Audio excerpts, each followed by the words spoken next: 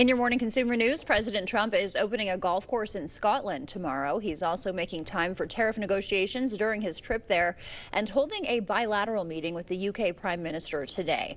Meanwhile, members of his team are having trade talks with China. Amy Kiley has more on the negotiations. This is a major moment for transatlantic trade.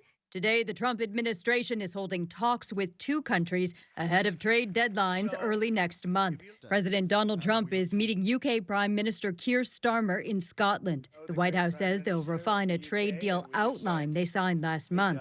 Meanwhile, European Union countries are considering whether to approve a framework Trump and the EU Commission president unveiled yesterday. It involves a 15% tariff on EU imports. That's lower than the rate Trump had threatened to impose this Friday. I don't think the countries that are not going to go along with this are going to have a choice because they're between a rock and Donald Trump. Also today, Treasury Secretary Scott Bessent is in Sweden for trade talks with Chinese officials. The U.S. and China have an outline for an agreement and a goal of finalizing a deal by August 12th.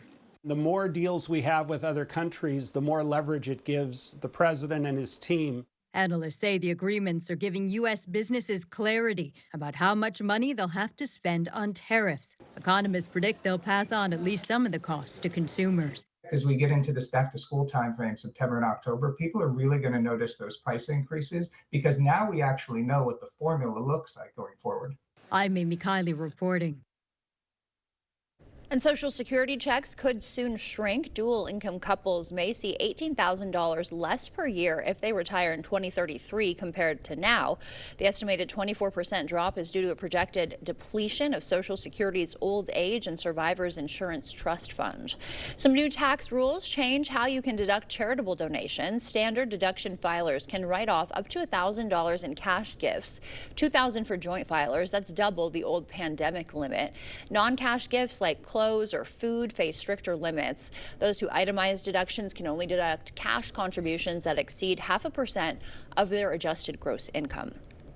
And Uber is updating its ride-sharing app to include a feature pairing female drivers with female riders. The pilot program is the company's latest move to address safety concerns. Women will be able to request female drivers when booking, and female drivers can set a likewise preference. Uber's main competitor, Lyft, made a similar move last year.